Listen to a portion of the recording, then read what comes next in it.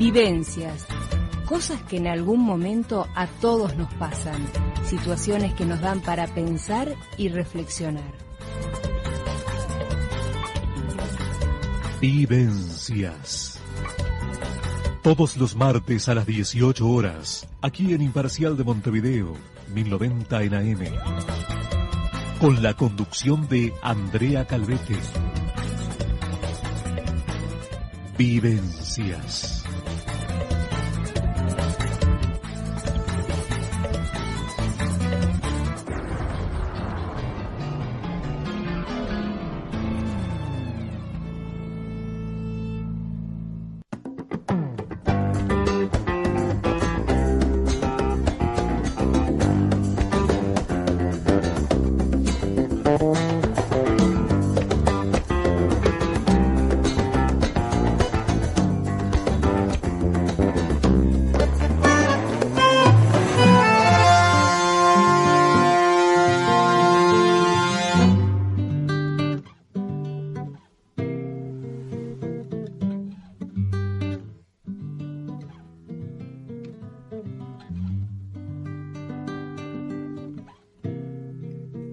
Es un domingo saliendo de misa como al mediodía.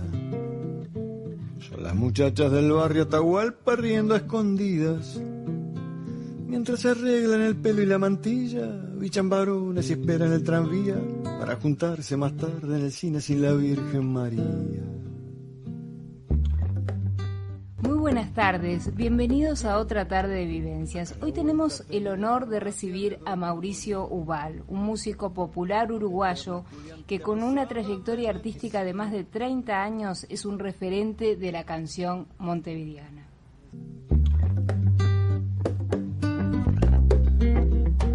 Acá a la vuelta tenés la farmacia de Doña Corina. Y antes de comenzar a dialogar con él, nos gustaría compartir una pequeña reseña de su vida. Mauricio Ubal nace en Montevideo el 15 de agosto de 1959. Un músico popular uruguayo con una trayectoria artística de más de 30 años, un referente de la canción montevideana. Su infancia transcurre en el barrio Bella Italia, donde tempranamente descubre el gusto por la lectura y la música. Durante su adolescencia profundiza la búsqueda artística a través de la escritura hasta desembocar en su vocación definitiva, la canción. Pertenece a una generación de artistas que emprendió su camino musical en plena dictadura militar, que tenía que romper con las barreras de la censura. Una generación de músicos que se sentía parte de una resistencia callada, cuyo trabajo era crear canciones que resistieran lo que se estaba viviendo en la calle. A mediados de 1979 integra el grupo musical Rumbo, que tuvo gran repercusión hasta su disolución en 1986. Su recordada canción A Redoblar, compuesta por Mauricio Ubal y Rubén Olivera, se convirtió en todo un símbolo durante el proceso de recuperación de la democracia. Tras la disolución de Rumbo, Mauricio Ubal continúa con su carrera solista. Desde entonces participa en distintos ciclos con otros artistas nacionales como Rubén Olivera, La Murga Contrafarsa y Fernando Cabrera, entre otros. En 1989 edita su primer disco solista titulado Como el clavel en el aire, que incluye el tema Al fondo de la red, un clásico de la música popular. También edita los discos 11 canciones en el área, junto a Murga Contrafarsa, El faro el fin del mundo, junto a Gonzalo Moreira, y Resumo, su primer antología. Desde 1981 está al frente del sello Ayuita Coabé, una editora fonográfica sin fines de lucro, nacida en 1971 para apoyar manifestaciones musicales de valor artístico y contribuir a la construcción de la identidad sonora del Uruguay. Para Mauricio Ubal, el sonido de un bandoneón unido al ritmo del candombe o de la murga es Montevideo, y considera que también el tango está presente en Montevideo como esas vías de tranvía que se asoman cuando se rompen las calles. Sus canciones celebran esos amores tan fuertes y frescos que nos redimen a todos, recorren paisajes urbanos, las problemáticas sociales, la pasión futbolera y la riqueza del carnaval montevideano. Mauricio Ubal cree que la música es el desafío de estar haciendo cosas nuevas siempre, y su disco, Arena Movediza, plantea la dualidad en que se encuentra el hombre, entre arenas movedizas y tierra firme. Mauricio Ubal, un referente de la música popular uruguaya. Luego de esta breve reseña, te damos una muy cálida bienvenida, Mauricio. Un gusto que estés hoy aquí con nosotros. Bueno, buenas tardes, la verdad que es un placer. Te agradezco todo ese largo speech que veo que te has metido con el tema, y te lo agradezco. Y bueno, es como bien decías al final, la idea es, mientras uno pueda, ¿no?, seguir procurando sorprenderse uno mismo. En primer lugar, creo que uno mismo, ¿no?, en esta tarea de crear música, de crear canciones, no dejarse caer en la repetición, en los lugares comunes, en lo que ya se hizo y uno se siente seguro, ¿no?, sino más bien, bueno, tratar de provocar un poquito, provocar la atención, provocar la sensibilidad, procurar que el otro que le escucha, bueno, en primer lugar diga, bueno, mira esto, y si se puede que le suene un poco diferente, mejor. Y en esas palabras, en eso que estás diciendo, me parece como que la música para vos, me parece, no, a lo largo de tu carrera lo has mostrado, tiene un especial interés y un especial significado. ¿Cuál es la magia que esconde para vos la música? Bueno, la música está conmigo desde que yo me acuerdo.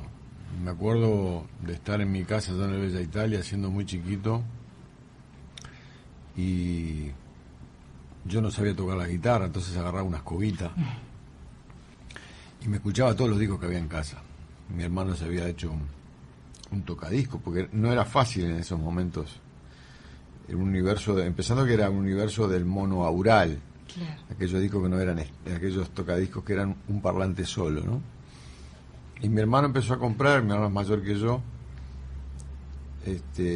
tiene 11 años más que yo, y él es muy hábil con todas las manos. Entonces aprendía electrónica, era medio carpintero, de hacer muebles y todo, o sea, y ahí armó un primer tocadisco negro, me acuerdo y yo me escuchaba todos los discos que caían en casa, y ahí estaba el amor por la música, mi madre cantando, mi hermana también, mi viejo era el único que no silbaba a veces por ahí, pero no cantaba mucho. Entonces crecí en una casa con mucha música, y claro, después la vida misma te va llevando, y en determinado momento estás metido dentro de la música. Yo no busqué ser, cuenta, sí, claro. No tuve esa cuestión de decir voy a ser músico. Yo arranqué para las 8 horas, como dice la canción, claro, tempranamente, pero bueno, rápidamente me vinculé en esos tiempos que vos referías, dictadura, una época de resistencia, de vínculos que iban especialmente por el boca a boca y por el tener la confianza, ¿no?, de juntarte con algunos cuando se podía, años 77, 78, épocas muy duras, y bueno, ahí me empecé a meter en el rollo de la música, a conocer gente, y de golpe estaba haciendo algún recital, y empiezo a estudiar con el Choncho Lazaroff en el 78, y en el 79 ya creamos Rumbo, en mitad de año, y después toda una carrera muy loca. Y a propósito de eso que me decís, ¿no?, que cómo fueron esos comienzos, hay un fuerte compromiso tuyo con la realidad, porque esos comienzos, o sea, siempre fuiste un músico de música popular, pero digo, creo que tus comienzos era un compromiso más social, sí, a través de la música, pero había algo de eso, ¿no? No, había un componente claramente de resistencia política. Es decir, yo tenía 19, 18 años cuando empiezo a componer este tipo de canciones, porque yo escribí mucho durante unos años, allá entre los 13 y los 16 escribí muchísimo, y eso me dio después facilidad a la hora de escribir, me di cuenta después. Después, claro. Pero en esos primeros años con la música, enseguida yo traté de llevarlo a la realidad y bueno, y de estar metido en un país con dictadura, es decir, tratar de llevar la canción como una especie como de decir, bueno, juntémonos, a ver si aparece alguna lucecita, porque en eso todo era eso, es decir, claro. En esos momentos, 77, 78, reunirse era un peligro, juntarse con más de 4 o 5 en un lugar y ya era todo un desafío y una cuestión de seguridad que había que tener mucho cuidado, claro, por las denuncias, entonces empecé así a tocar en ruedas de amigos y era así un compromiso directamente social y político, ¿no? Y esto ya más referido a nuestro país, ¿no? Somos un país de inmigrantes y ¿vos sentís que nuestra música nos conecta con nuestros antepasados? Yo creo que la música popular es como una cadena, uh-huh, y somos eslabones de una cadena. En la medida que se pueda, uno trata de mostrar algo nuevo de esa cadena, pero uno viene de esas herencias y creo que lo más horrible que nos puede pasar es caminar por el mundo con unas orejeras como los caballos para no ver qué está ocurriendo y no ver lo que hubo atrás y desconocer toda la riqueza que hubo en nuestra música popular antes de nosotros. Entonces, eso también es una tarea que por el lado de Ayuí nos convoca siempre, a estar rescatando materiales que fueron importantes para el pasado y que construyeron el piso de la canción, de esta canción popular. Y entonces, por supuesto que nosotros heredamos todo eso, claro, y manejamos todos esos materiales y heredamos las polcas, las chamarras, las milongas que previas al tango, es decir, y las vamos reconstruyendo y seguimos en eso, ¿no? ¿Y sentís que la música nos conecta con nuestras vivencias? Sí, yo creo que la música, y más hoy en día, es algo que forma parte de la vida de la gente. Para algunos de un modo, para otros de otros, más de afuera algunos, más metidos otros, pero no me imagino una sociedad sin música, ¿no? Es decir, que no tenga música, que no suene algo.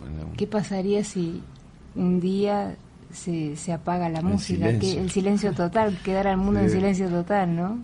Sí, yo creo que es inimaginable eso hoy, no sé, uno no puede hablar, pero creo que estas sociedades, la música ocupó en esta sociedad está ocupando un lugar muy especial, y es cierto que también tiene mucho que ver el aparataje mediático, la difusión, uh-huh, los medios de comunicación, las redes, que han hecho todavía más explosiva eso, ¿no? A veces hasta el límite que decir basta, ¿no? Pero sigue, porque a veces te ponen en un lugar tan especial todo lo que tiene que ver con la música que todo el mundo quiere ser músico de repente, claro, ¿no? Y de repente se pega con la cabeza contra la realidad, es decir, es como los jugadores de fútbol. Claro, todos quieren jugar al fútbol y todos sueñan con ser estrellas del fútbol, pero menos del 1% llega a algo. Claro. Entonces, eso también es la realidad, pero sin duda que la música forma parte de nuestra vida cotidiana en forma muy fuerte, ¿no? Mauricio, te invito a hacer una breve pausa y continuamos dialogando. ¿Cómo no?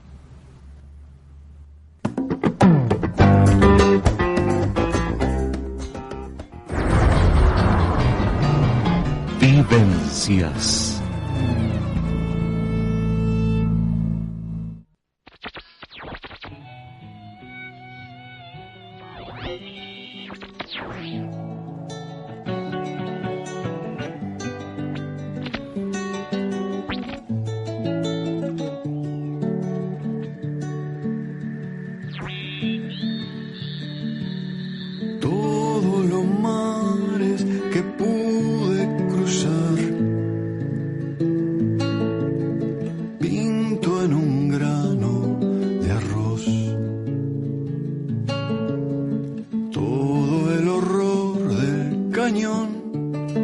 traición y la mentira y Leviatán. Todo el paisaje salvaje del sol pinto en un grano de arroz. Continuamos en Vivencias dialogando con Mauricio Ubal. ¿Cómo recordás, Mauricio, aquellos festivales de música popular en los que comenzaste? Que ya hablábamos un poquito en el bloque anterior, ¿no? Pero ¿cómo se vivía aquel clima? ¿Cómo ya no los festivales a los que la gente acudía, te escuchaba, te ovacionaba en esos comienzos? Y bueno, a nosotros se nos dio muy rápido todo, ¿no? Uh-huh. Yo me acuerdo que fundamos Rumbo a mitad del 79 y a los 2 meses estábamos yendo al Palacio Peñarol, muertos de miedo, Uh-huh. en condiciones complicadas. El tema del sonido era complicado, en aquel momento sufríamos como locos. Pero claro, había todo eso que hablábamos hace un rato, es un contexto que de alguna manera acolchonaba todo lo que fuera estrictamente musical, a veces para bien, a veces para mal, porque también pasaban de todo, pero había un gran colchón afectivo, la gente estaba como esperando, iba a esa celebración como un ritual, y también es cierto que había un interés por escuchar las cosas, ¿no? Que hoy en día ha cambiado eso, es decir, es otro tipo de escucha la que hay, ¿no? Es decir, vivíamos en otro país. Claro, vivíamos en otro momento también, otro ¿no? momento. Diferente. Pero bueno, sí, tengo nostalgia hasta ahí nomás. Yo tengo más nostalgia, por ejemplo, de los eventos pequeños, los teatros, donde nosotros mostrábamos mucha cosa, pulíamos mucho, desarrollábamos mucho trabajo. Extraño más eso y el interés que había por los ciclos de la gente, que de repente los escenarios grandes de mucha gente, donde uno iba a hacer 4 o 5 canciones y hacía siempre las 4 minutos de siempre, ¿no? ¿Te gusta lo más íntimo? Me gustaba sentir al público sí, más cerca. A mí me gusta esa posibilidad, además porque en ese campo vos podés probar cosas. Uh-huh. Y musicalmente podés probar, mostrar arreglos. La gente está en un lugar donde te acepta, no está condicionada más que para escuchar y ver si le está trayendo la obra.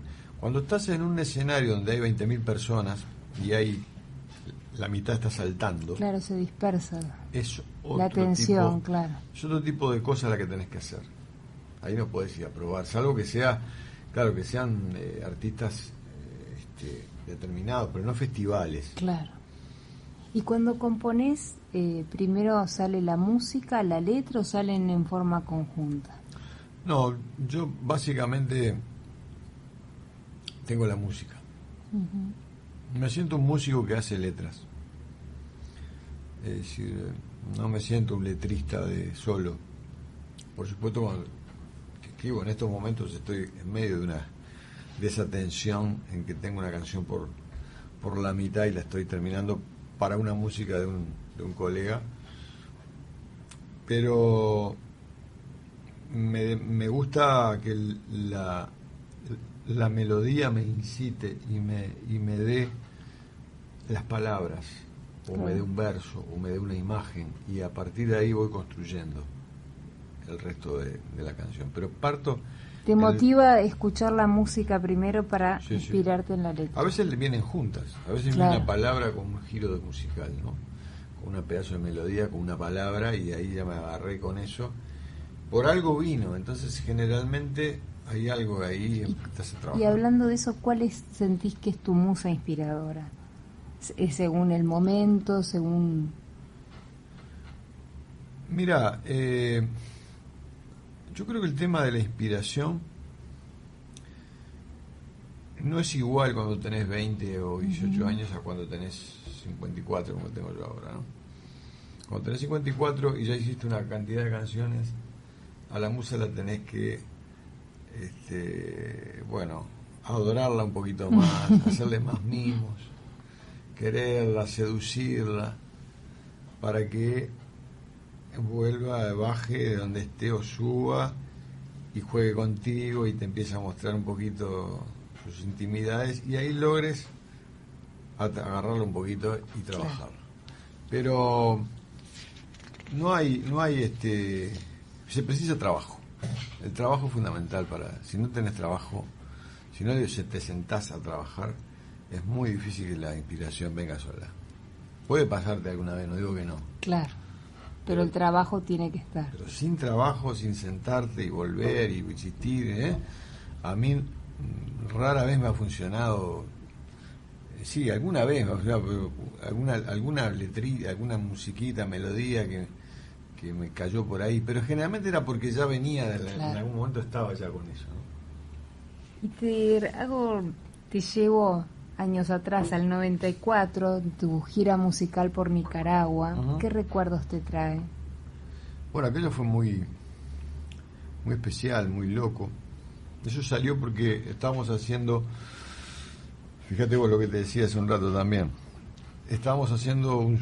habíamos venido haciendo con Rubén Olivera y con los Títeres de Girasol un par de ciclos. Uno se llamó Extrañas Compañías y otro se llamó La Rueda Gigante.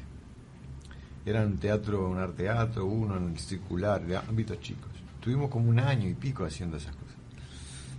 Y ahí un día cae una nicaragüense que después fue nuestra amiga y escuchaba el espectáculo y deliró, le encantó, no sé cuánto, y dijo, quiero que vayan a cantar a Nicaragua. En ese momento en Nicaragua hacía muy poquito que había terminado la guerra civil. Fue una historia de meter mucho para adelante y de querer hacerlo. Fuimos a las comunidades, lo que serían los pueblitos acá, ¿no? Uh-huh. Por buena parte de Nicaragua, con Edu Lombardo. Y nos metimos en un viaje muy, muy especial, con grupos, con músicos de allá, de locales, caíamos pueblitos que de repente no tenían luz, y ahí hacíamos recitales. Era una cosa muy, muy, muy linda, muy, muy fuerte, como vivencia en un país que acababa de salir de la guerra, un país quebrado a la mitad. Pero bueno, con una inteligencia muy especial nicaragüense, ¿no? Siempre me sorprendió. Así que tengo los más lindos recuerdos de eso. Y en tu gira por Europa, en Alemania, me paro con la dificultad del idioma. ¿Cómo es eso? ¿Cómo llegaron? Porque en un país que el idioma es una barrera. ¿Lo sentiste así? Mirá, lo que pasa es que el espectáculo que llevamos a Alemania era un espectáculo que habíamos hecho que se llamaba Avenida Bandoneón y tenía que ver con el tango. El tango. Y el tango para ellos en Alemania es muy fuerte, la presencia del tango, sobre todo el tango instrumental. Uh-huh. Así que hicimos una especie de historia, pero sin cuentos, sin contarlo, o sea, se iban sucediendo las canciones, iban hiladas las distintas canciones se hilaban con escenas, con imágenes, pero sin hablar nada. Las canciones muchas veces eran cantadas, ¿no? Claro. Y fue un impacto. La verdad que fue impresionante como la gente se paraba, que no podía creer, porque entendió todo lo que llevábamos y sin haber hablado una sola palabra. Después, bajando de eso, bueno, es complicado allá caer así de golpe, pero la música ahí sola, el tango, las melodías, el excelente trabajo que hicieron los compañeros lo entendió, el público lo entendió alemán, que es un público bien distinto, lo entendió perfectamente y para nosotros fue divino, porque no esperábamos tampoco ese tipo de recibimiento, ¿no? Y bueno, estuvimos hablando de tu relación con el tango, también con el carnaval, donde actuaste, donde compusiste. ¿Cuál fue tu relación? ¿Cómo es tu relación? Sigue siendo, no la vamos a cortar. Sigue siendo, sigo viendo carnaval y sigo haciendo canciones que tienen que ver con con músicas o con murgas. Actuaste con los Diablos Verdes y sí. Salí con los Diablos Verdes en el 83. Después trabajé muchos años con los Bubis, pero no saliendo, sino haciendo música. Con Jan Boqueña en los últimos tiempos también estuve trabajando bastante, haciendo músicas y letras. Tengo una ligación muy linda con el carnaval. Me pasa que a veces me voy un poco, a veces paso un año o dos en donde me alejo de su universo. Y de repente por ahí surge un proyecto o algo que me vuelva... Te engancha. Me vuelvo a enganchar. Sí. Está en vos entonces el carnaval. Sí, está ahí. Está ahí. Y Montevideo, que a la que una canción para Montevideo fue un himno. ¿Qué es Montevideo para vos? Y es el lugar de uno, ¿no? Es el lugar donde uno es, de alguna manera, donde uno se siente participante, donde a uno le duelen las cosas que suceden, ¿no? A uno de repente se para en otro país y vos necesitas un tiempo para empezar a adueñarte sensiblemente de ese lugar. Si no, las cosas es como si estuvieras siempre en tránsito. Vas a un lado, ves una cosa así, pero no te pegan. Lo que vaya sucediendo, bueno, depende de lo que sea, ¿no? Pero digo, hablo en cosas generales, normales, un viaje. Cuando a vos te duele lo que pasa en determinado lugar y te parece fantástico otras cosas, es que estás viviendo en ese lugar y ese lugar forma parte de uno. A mí me pasa que hay gente que de repente tiene la facilidad de rápidamente instalarse o reinstalarse en otros lugares, depende mucho de cómo es uno. A mí me cuesta mucho salir del Uruguay, salir de Montevideo, y encuentro que es un lugar, como siempre dije, con claroscuros, Montevideo, pero es el lugar de uno. Claro. Es el lugar donde uno, ya te digo, donde uno se siente que pertenece, ¿no? Esa relación de pertenencia. ¿Crees en Dios? No como está pautado creer en algo divino. ¿En una fuerza superior, quizás? No, tampoco. Lo que creo profundamente en la cuestión del hombre, del hombre guiando sus destinos, pero también, y esto es cierto, hay cosas que uno no entiende, y hay uno que no entiende que van más allá. Yo creo que hay cosas, fronteras que nosotros no vemos. Y con esto no me quiero poner místico, ni nada por el estilo, pero digo, hay cosas que están más allá de esa cuestión racional. Y me dejo llevar por esa cuestión de que hay algo por ahí que uno no sabe qué es. Llamarle destino, llamarle otro universo, otra cosa que está sucediendo. Hay cosas que se dan, que te das cuenta en la cotidiana, ¿no? Que a veces suceden y decís, pero esto, claro, porque esto no sucedió por tal cosa. O sea, a veces te da esa tentación de pensar que hay algo, que alguien tiró las barajas, ¿no? ¿Casualidad o causalidad? Algo de eso. Algo de eso. Entonces, me gusta, y en los últimos tiempos he estado muy claro con eso, es decir, me gusta pensar que también hay algo que no entiendo muy bien qué es, que incluso te diré que tiene que ver con todo lo que uno hace. A la búsqueda personal, claro, capaz. Y con la búsqueda personal y con esa cuestión, ¿por qué uno, esa cosa que maneja de forma abstracta como es la música, las melodías, ¿no? Es decir, ¿cómo vienen? ¿Por qué vienen? ¿De dónde están? ¿Realmente son construcciones de uno solo? Te invito, vamos a en los próximos bloques a hablar de tu nuevo disco. Bien. Arena Movediza, es una gran búsqueda, pero te invito ahora a hacer una breve pausa. ¿Cómo no?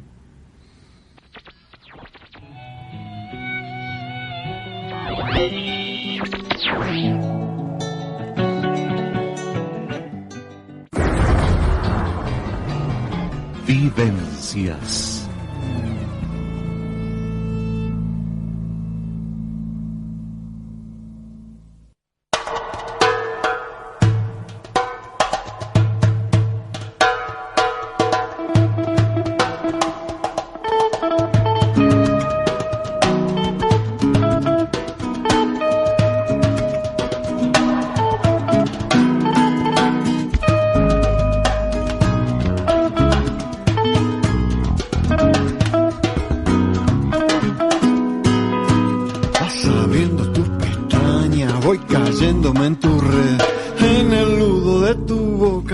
sé que perderé. Voy y vengo por tu juego como un mal explorador. Encerrado en tus espejos me enveneno con tu alcohol. En lo oscuro de la noche, tu belleza, mi dolor, la belleza del desierto. Continuamos en Vivencias en CX28 Radio Imparcial, dialogando con Mauricio Ubal, y estamos hablando de esta canción, es Arena Movediza, de su último disco, Arena Movediza, que estaremos hablando en breves minutos de todo el disco, pero antes te tengo preparada una sorpresa que quiero que escuches, por favor. Querido Mauri, Fernando te habla. Contento acá en casa, con tu nuevo disco en las manos, Arena Movediza. Ahora lo tengo en las manos, el disco editado, con su gráfica, con su cajita hermosa, todo, pero en realidad el oyente no lo sabe, ya hace varios meses que yo venía escuchando de a una estas canciones que tú me ibas mostrando, preparándolas para este lanzamiento después de varios años de no sacar un disco. Sabes que soy de los que esperan siempre tu material, esperando encontrar novedades, inquietudes musicales, letrísticas, estímulos, porque realmente me inspira mucho lo que haces debido al enorme respeto como músico, poeta. Así que bueno, gracias, felicitaciones y adelante con todo, no nos hagas esperar tanto tiempo entre disco y disco. Un abrazo, Mauri, Fernando.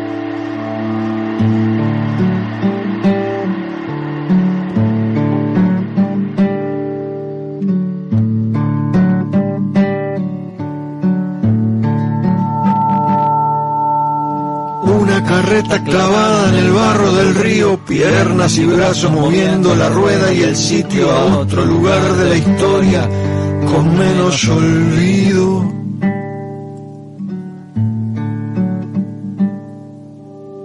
Mar de tacuaras y bueyes que avanzan sudando, patria desnuda naciendo entre cardos y bostas, toda esa sangre galopa y se nombra oriental. Patria fugitiva, marchando.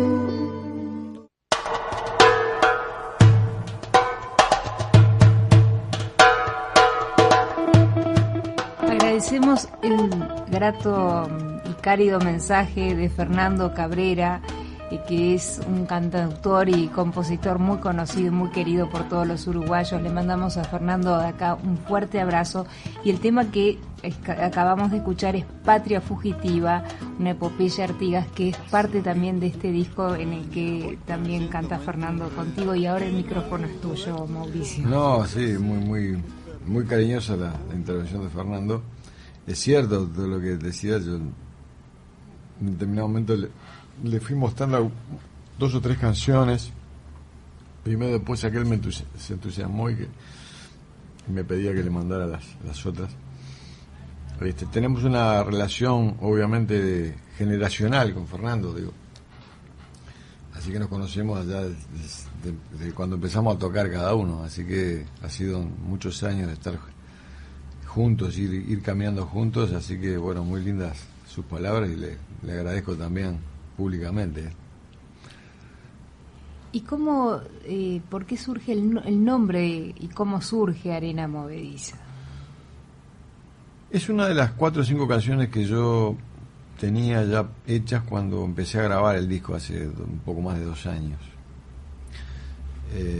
Y lo empecé a grabar por decir, bueno, tengo que empezar a hacer esto. No tenía idea de cómo iba a ser el disco. Y después que fui grabando las canciones, el nombre de Arena Movediza me gustó en sí como nombre unificador, de alguna manera. Es decir, me parece un buen nombre para un disco fuerte. Y después me pasó que empecé a ver todas las canciones desde ese punto de vista, porque en todas las canciones así hables del amor, de la sociedad, de una historia particular o una historia más general, o de la historia como la de Artigas y La Redota y no sé qué, estamos hablando de terrenos movedizos, de arena movediza, ¿no? Es decir, tenemos necesidad de nosotros, el hombre, de sentirse seguro en lo que está, pero hoy la seguridad como que me da esa pauta. Vivimos un tiempo donde no tenemos muy claro cuánto va a durar en esta tierra firme que estamos pisando, y eso provoca mucha angustia, provoca mucho estrés, ¿no? Entonces digo, me pareció una idea clara de si este disco es parte de esa sensación, es decir, de estar en algo que se está moviendo permanentemente, y bueno, uno trata de sobrevivir aferrado a las cosas, a sus creencias más fuertes, a sus amores más fuertes, y bueno, por más que todo eso te ayuda en momentos en que todo se cae, ¿no? Claro. Y a propósito de eso que no sabemos qué va a pasar, Granito de Arroz, música de Darno Jans y texto tuyo, una canción de esperanza y también de cuestionamiento del futuro. Es un granito de arroz que lo pintás, en el que pintás la risa sin prisa, 4 segundos al sol, el color de la alegría por conocer, a dónde vamos, nave azul, quién nos espera, quién. ¿Cómo surge esta hermosa canción? Eso era una música del Darno que me dejó hace añares en un casetito, y en ocasión de acercarse su 50 aniversario, que además el Darno ya no andaba muy bien, yo me propuse, digo, debería rescatar aquella canción que nos quedó inconclusa, porque habíamos hecho algunas canciones para el primer disco de Laura Ganoura, y esa había quedado ahí. Entonces me puse a trabajar sin demasiada expectativa, porque habían pasado muchos años, había estado como 10 años guardada esa canción, o más. Pero resulta que la volví a tocar, y apareció la imagen de Granito de Arroz. Cuando aparece esa imagen, ahí me doy cuenta que bueno, que era una canción, porque se la hice para que la cantara el Darno, no la hice para cantarla yo. Claro. El Darno iba, bueno, ya te digo, estaba por acercarse a cumplir los 50, y mi idea era que bueno, que la pudiera cantar, y le encantó la canción, le encantó, y por suerte la pudo grabar, en fin, ese ciclo se cumplió. Y la canción en sí, bueno, cuando encuentro esa imagen viste esos pintores chinos que pintan en un granito de arroz, en un momento saltó la imagen del granito de arroz y se me vino toda esa posibilidad de ir hacia lo más pequeño, lo más micro, como contenedor en el fondo de todo lo macro. Es decir, esa pequeña célula o ese pequeño granito de arroz puede significar proyectado una civilización, nuestra civilización. Es decir, basta pensar nomás de cómo apareció la vida en este planeta, ¿no? Que aparece con las pequeñas cositas y pues después empieza a desarrollarse como una inmensa red. Y ahí está el origen, y como vos mismo te referías, ¿a dónde vamos? ¿A dónde va esta nave azul? ¿A dónde va este planeta? ¿A dónde va todo este universo? Porque parece que todo el universo se está desplazando, ¿no? Nunca se sabe muy bien, pero no está quieto. Es decir, y esa cuestión, cuando uno se pone a ver, ¿a dónde vamos? ¿De dónde termina esto? Y en este disco también hay homenajes importantes como a Julio Castro, a Mazurkiewicz. Y a Julio Castro le escribís la canción Tanto Frío, que te invito a compartir un pedacito, un breve fragmento, para que después me digas qué implicó componer esta canción.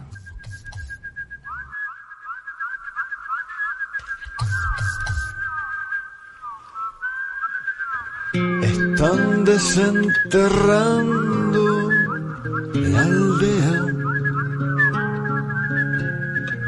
la escuela que no cambió la piel,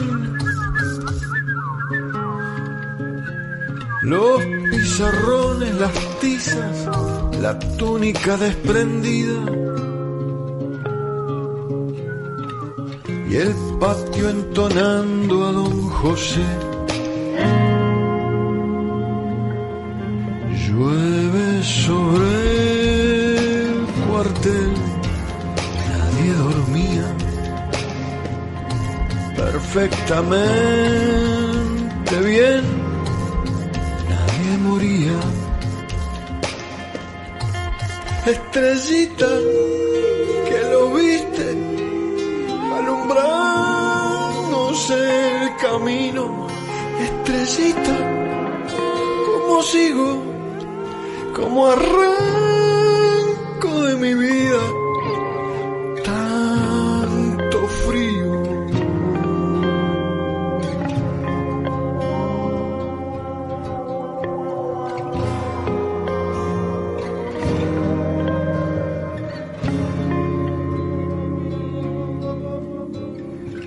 Están desenterrando guitarras, huesitos como almas de violín, pianos quemados atados al fondo del río, la máquina del miedo. ¿Qué implicó hacer tanto frío y homenajear al maestro Julio Castro?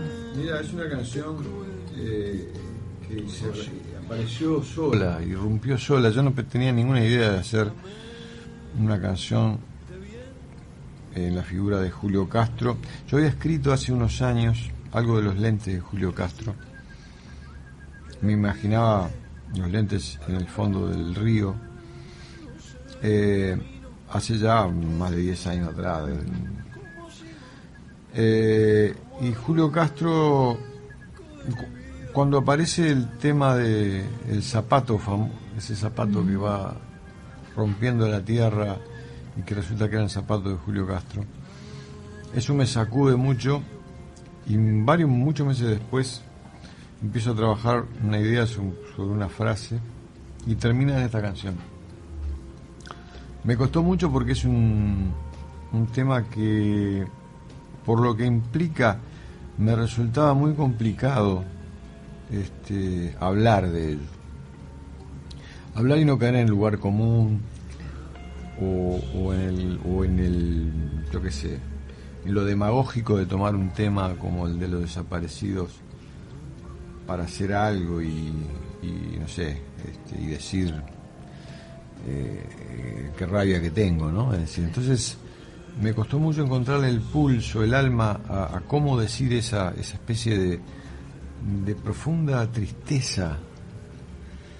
Es decir, cómo el Uruguay pudo llegar a matar a una de sus figuras más emblemáticas y matarla de esa manera tan increíble. Cómo pudo haber alguien haber tenido la hazaña o la cobardía de una persona de 70 y pico de años, matarla así, enterrarla y luego además después todo el aparataje diciendo que eso prácticamente no había existido, ¿no? Entonces, bueno, lo único que pude hacer fue ir a ese desentierro, porque de eso habla la canción, ¿no? Claro. Está apareciendo ese universo, ese Uruguay está volviendo, eso que estamos desenterrando es parte de ese Uruguay que se perdió y que sin duda no va a volver. Y estamos de duelo porque también estamos desenterrando la música, por eso hablo de alguna manera traté de meter. Los sonidos están muy cuidados en todo el disco, además de en esta canción, ¿no? Los cuidaste particularmente. Esa canción yo la construí en casa, solas. Y todo lo que está ahí, sabe una guitarra eléctrica que metió Diego después. Lo hice solo y lo hice con la guitarra, con la boca, golpeando un poco en la búsqueda de esa cuestión muy corporal, ¿no? Si la percusión es una percusión vocal o bucal, digamos, está bien, tratada después con computadores y demás, pero traté de hacer una cosa de mucho cuerpo y de mucha de mucha entrega, incluso física, te diré. Y para mí esa es la canción más personal del disco, más íntima, ¿no? me cuesta mucho escucharla, te confieso. Es decir, es una canción que la hice, la tuve ahí, y después, bueno, me tengo que alejar mucho para no entrar en un rollo de que me cuesta salir. Te invito a hacer la última pausa y continuamos dialogando. Vuela y atrapa. Vuela y atrapa. Vivencias.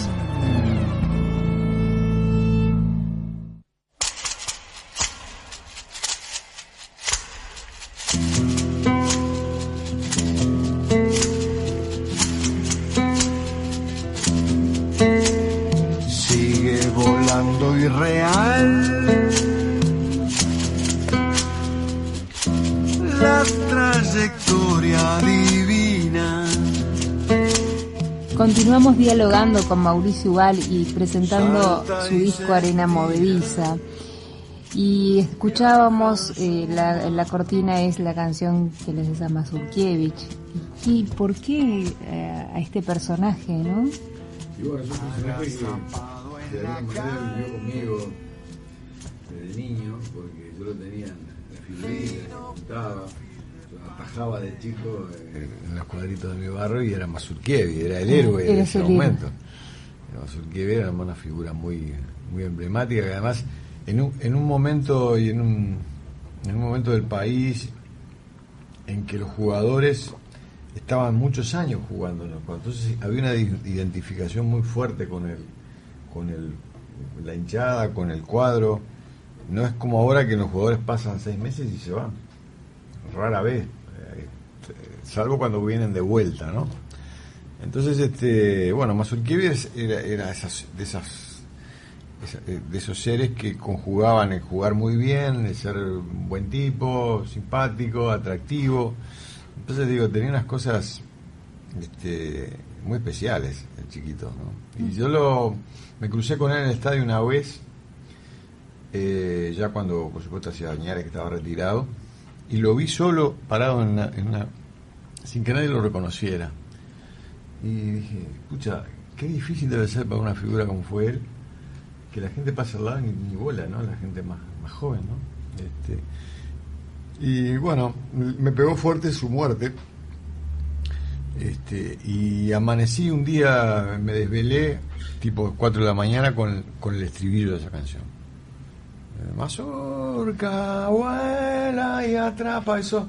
Me desperté cantando eso, en sueños. Entonces fui y me lo grabé en un teléfono, a esa hora, en un rincón de mi casa donde no me escuchaba nadie, y después a los días empecé a limpiarlo y ver si servía para algo, ¿no? Y ahí quedó.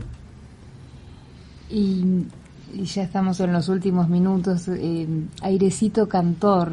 Airecito Cantor. Esa canción es parte de tu musa inspiradora, sí, de tu motivación. Es una especie de guiñada a eso que hablábamos hoy, a esa musa inspiradora, a ese Airecito Cantor, que a veces se acerca al clavijero, a veces no, le huye. Y es una guiñada también a los colegas, ¿no? A los amigos, que todos vivimos esta situación de a veces de sequía, ¿no? De autoral, y todo nos preocupa y nos amarga.